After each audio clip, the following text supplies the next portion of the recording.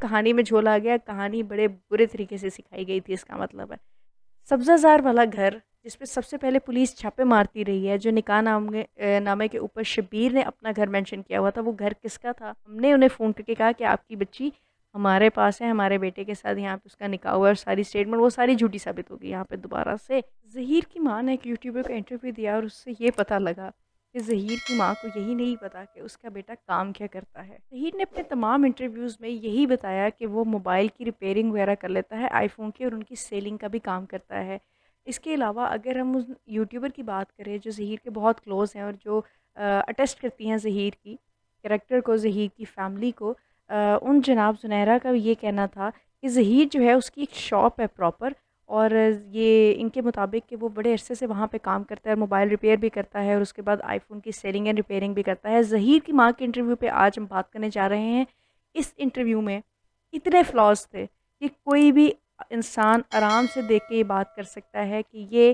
کس قدر bogus case پورا بنایا گیا ہے، اتنا ہی بوگس جتنا یہ نکاح نامہ اور جتنا وہ نکاح خواہ جو پیش کیا گیا تھا وہ بوگس تھا، اور جتنی میڈیکل رپورٹ جو بچی کی پہلی پیش کی گئی تھی وہ بوگس تھی۔ اچھا جی، ہم اگلی بات اپنی شروع کرتے ہیں، اور سب سے پہلے ہم بات کرتے ہیں ظہیر کی مدر کی۔ ظہیر کی مدر کہتی ہیں کہ ان کا بیٹا جو ہے وہ آن لائن کام کرتا ہے، وہ گھر رہ کے آن لائن ارننگ کرتا ہے، اور اس سے وہ 60-70 ہزار روپے کما لیتا ہے۔ کمائی کی حد تک جہاں بات ہے وہ ٹھیک ہے، نمبر آف جو اماؤنٹ کہا ہے وہ ٹھیک ہے، لیکن ظہیر سے جب اس کی آکیوپیشن پوچھی گئی تو اس نے ہر دفعہ ایک ہی بات بتائی کہ میری آکیوپیشن آئی فون ریپیئرنگ کی ہے اور میں آئی فون ہی سیل کرتا ہوں۔ ٹھیک ہے، چلیں اگلی بات پہ چلتے ہیں۔ یہ تو بہت بڑی چیز ہوگی کہ بھئی ایک ماں کو پتہ ہی نہیں ہے کہ میرا بیٹا کہاں سے کما رہا ہے۔ بیٹا کہتا ہے کہ میں شاپ پہ بیٹھتا ہوں پورا دن، وہ یوٹیوبر بھی کہتی ہے یہ شاپ پہ بیٹھتا ہے پورا دن۔ ماں ہے اس کی، اسے ہی نہیں پتا کہ بچہ آن لائن کما رہا ہے، کسی شاپ پہ بیٹھ کے کما رہا ہے۔ اچھا خیر، اگلی بات کی طرف چلتے ہیں۔ تو ظہیر کی جو ماں ہے وہ کہتی ہے کہ جو مغویہ بچی ہے وہ اکیلے ہی آئی تھی، یعنی کہ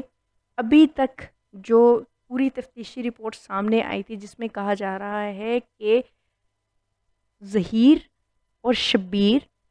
1 مہینہ کراچی میں ریکی کر کے اس کے بعد مغویہ بچی کو لے کے ان رستوں سے لاہور آئے جہاں پہ کوئی بھی کیمرہ نہیں تھا۔ ٹھیک ہو گیا، یعنی یہ اس چیز کو بھی ڈینائی کر رہی ہے۔ جو ان کے بیٹے نے پورا اپنا بیان جو ہے وہ دے دیا ہے، اعتراف جرم کر لیا ہے اپنے کرتوتوں پہ، وہ بھی یہ ماننے کو تیار نہیں ہے۔ یہاں سے میں آپ کو مزید بتاؤں کہ انہوں نے وہی پوری کہانی سنائی جو شبیر کی بیوی نے کہانی سنائی کہ ظہیر کے والد کے جو چاچا ہیں، ہم ان کے گھر گئے، ہم ان کے گھر رہے، ہمارے پاس کوئی فون نمبر نہیں تھا، کوئی ایڈریس نہیں تھا، کوئی رابطے کا سلسلہ نہیں تھا، لیکن اسی انٹرویو کے دوران وہ یکدم بول پڑی کہ مغویہ بچی نے، جب ہم رشتہ لینے کراچی پہنچے تو مغویہ بچی کا فون آ گیا ہمیں، اور وہ کہنے لگی کہ ہمارے گھر مت آنا، ہماری امی بڑے غصے میں ہے۔ ٹھیک ہو گیا، ابھی پتہ لگا تھا کہ نہ اس سے کوئی رابطہ تھا، نہ اس کا موبائل نمبر تھا، نہ اس کا ایڈریس تھا، اور اب پتہ لگا کہ بچی کا ان کو فون آ گیا۔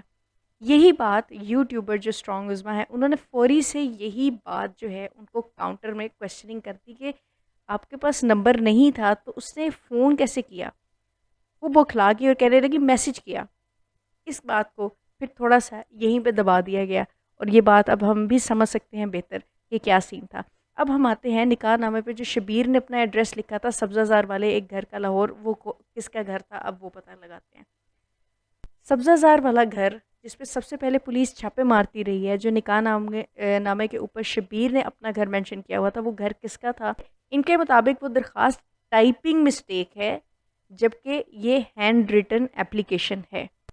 وہ کسی کا بھی نہیں تھا ظہیر کی ماں کے اکارڈنگ۔ ظہیر کی ماں کہتی ہے کہ وہ گھر ہمارا نہیں ہے، نہ ہمیں پتہ ہے وہ گھر کس کا ہے، ہمیں تو خبروں میں پتہ لگا ہے کہ ایسا کوئی گھر ہے، جبکہ نکاح نامے کے اوپر کلیئر کٹ اس گھر کا ایڈریس لکھا ہوا ہے اور شبیر کے نام کے ساتھ لکھا ہوا ہے۔ یہ سب سے بڑی بات ہے۔ اس کے بعد ہم اگلی بات کرتے ہیں، تو ہم یہ کہتے ہیں کہ انہوں نے اپنے انٹرویو کے دوران سپارہ اٹھا لیا،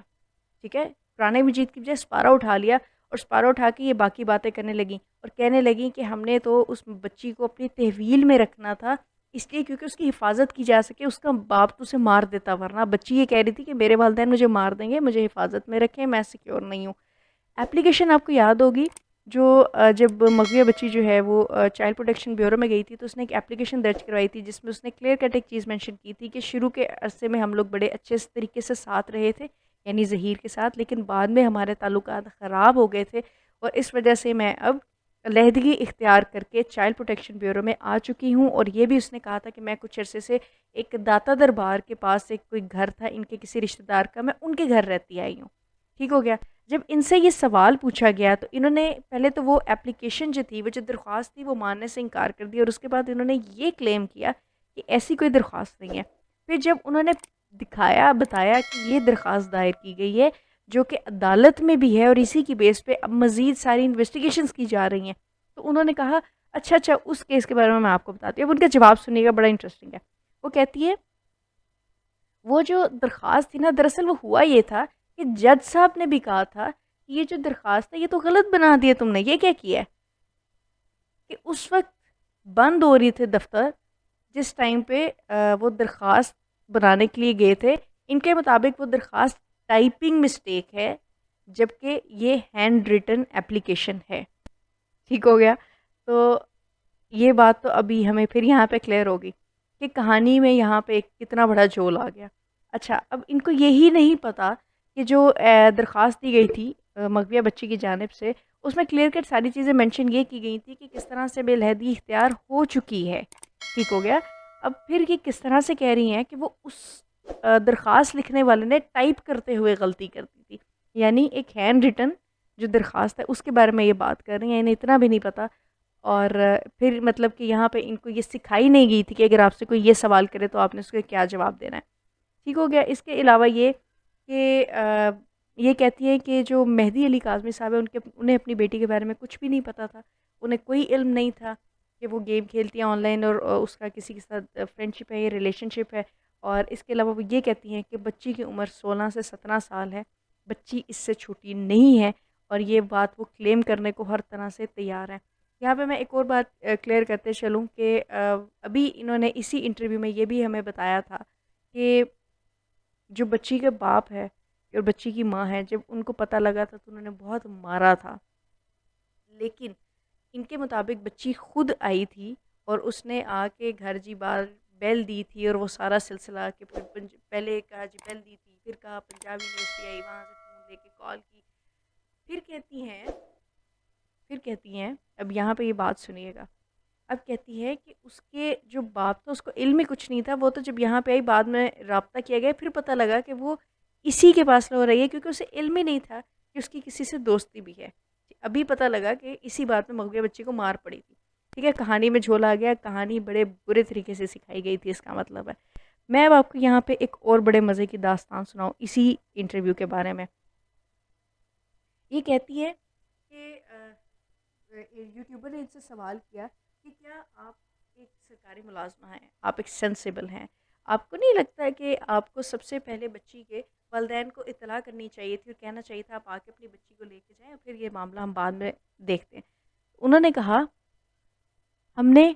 بچی کے والدین کو رابطہ کیا تھا، ہم نے ان سے رابطہ کیا، ان سے بات کی تھی، اور ہم نے انہیں کہا تھا، پوری بات بتائی تھی کہ آپ کی بچی ہمارے پاس ہے، اس طرح ہے، حفاظت میں ہے، سارا کچھ۔